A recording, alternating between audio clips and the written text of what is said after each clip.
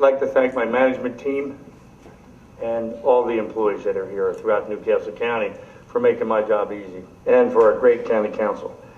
Let me ask Bob Weiner to come up and explain the season of Hanukkah. Thank you, Tom.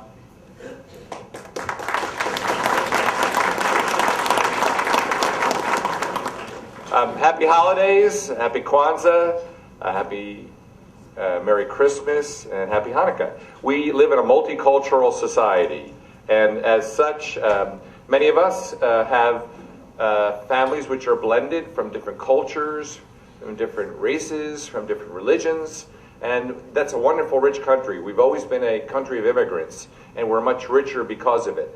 And so now we're going to celebrate all of the holidays. Just going to give you a quick executive summary on what Hanukkah is.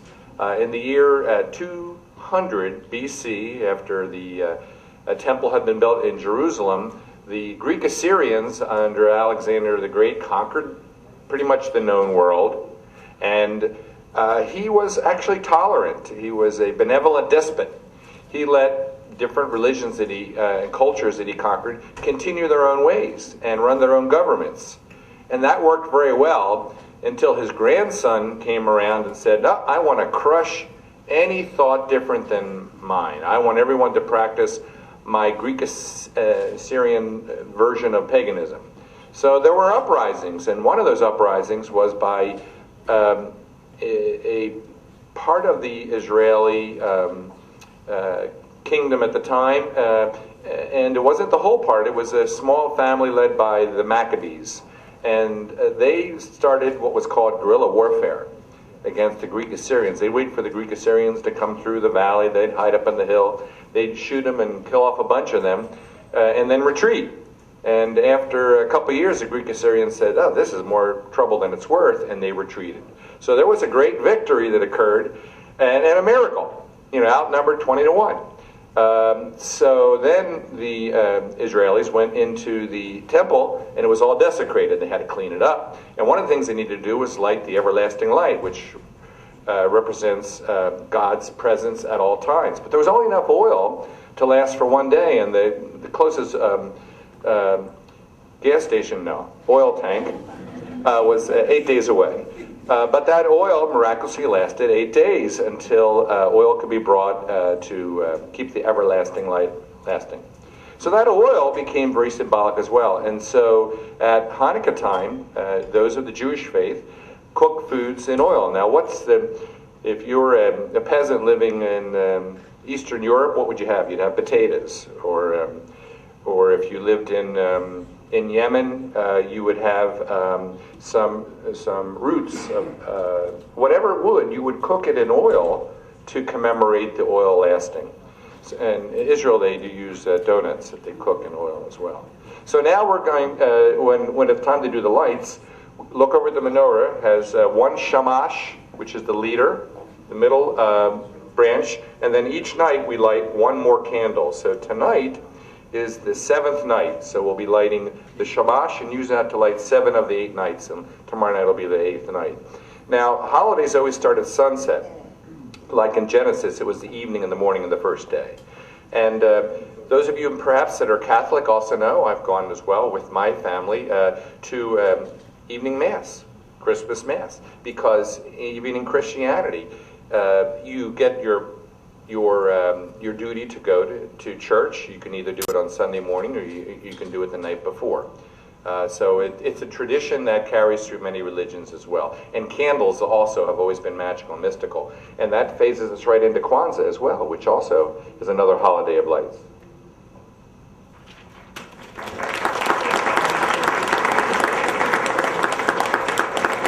I hope I'm pronouncing this right. Abdul Hamid?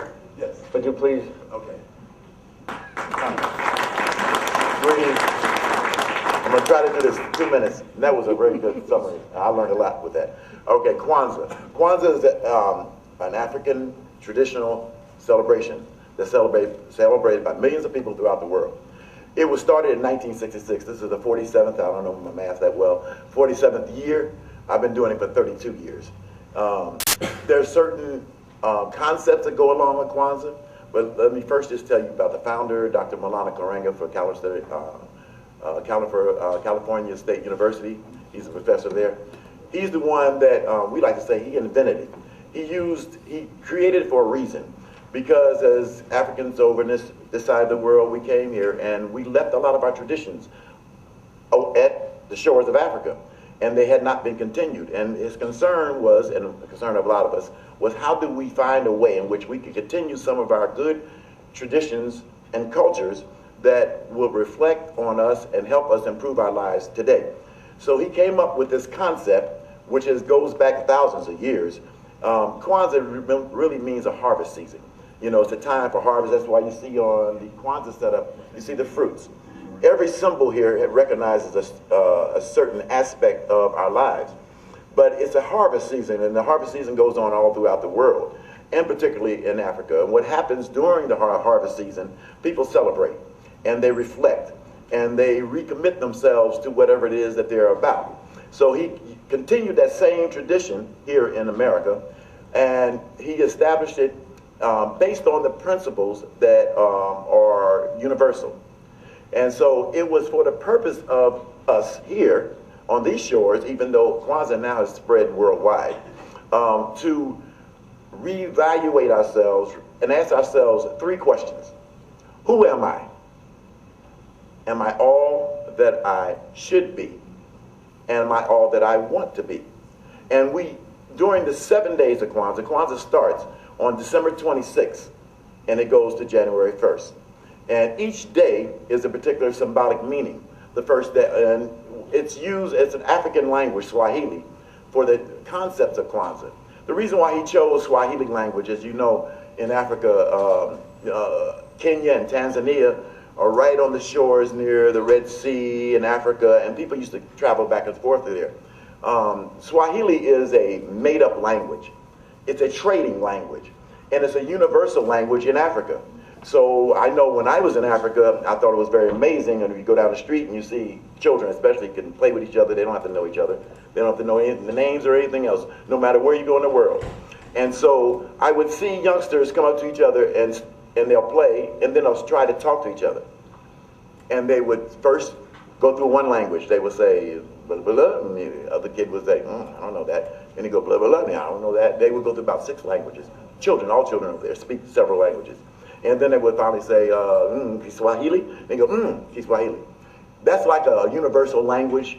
It's a trading language, so everybody knows either French or Swahili, or it's something, it's an Igbo language.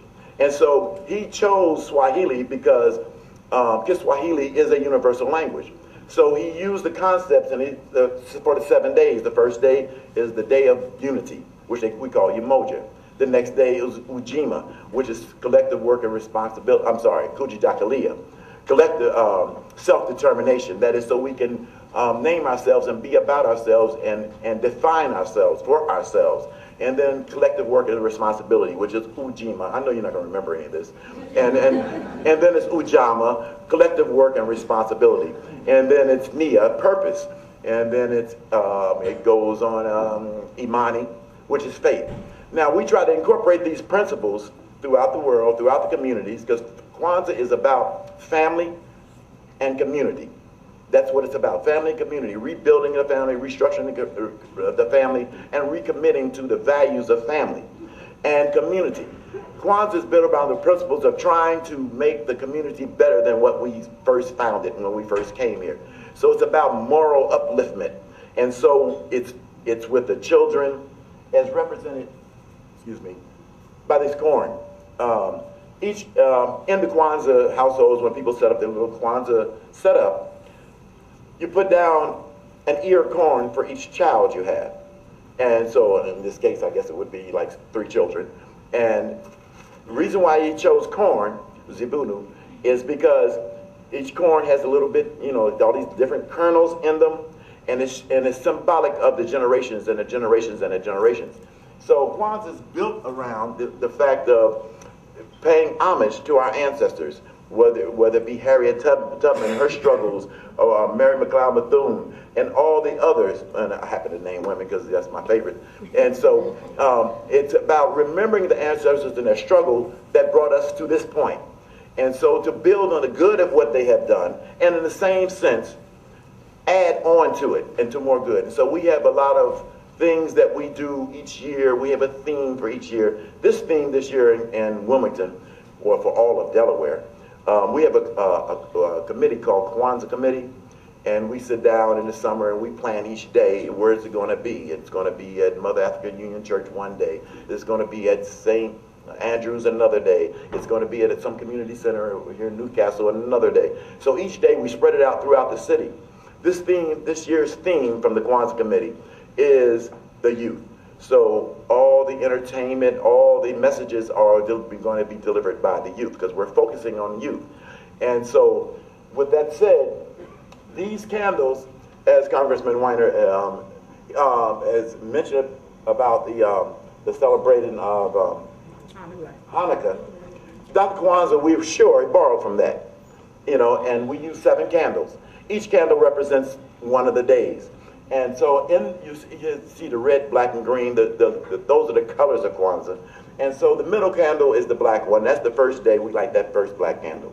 And then we go and light a red candle for the next day, Ujima, collective work and responsibility, and et cetera, until the 7th day when all candles are lit. In the home, people do the same thing. And I've enjoyed it with my children who are now grown, who are now doing with their children, and hopefully their children, and then they go on, et cetera, et cetera, et cetera. So in essence, I think I did it in 2 minutes, the complete history of Kwanzaa. Thank you very much.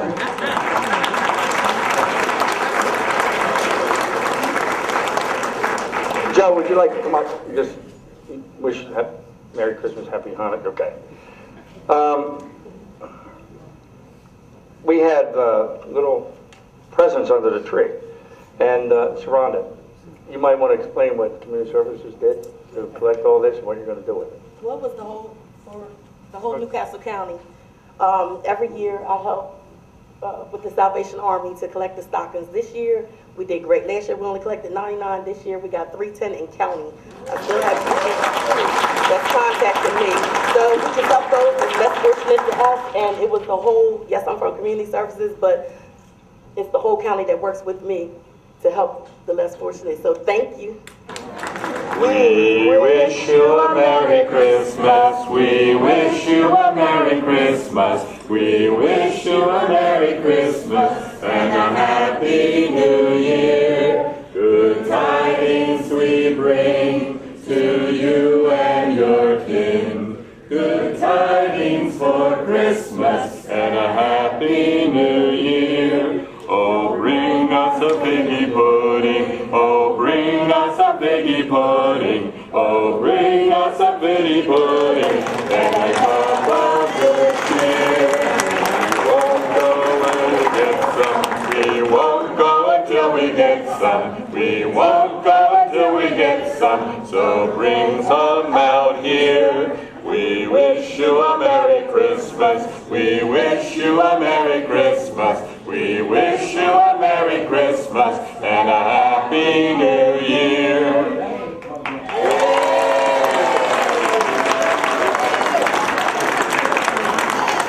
What do we have? Apple cider and donuts? I would everybody please enjoy the apple cider and donuts. And again, thank you for a wonderful, productive year. And we'll let our team figure out how to get everything else made. Thank you very much. We wish you a Merry Christmas and a Happy New Year.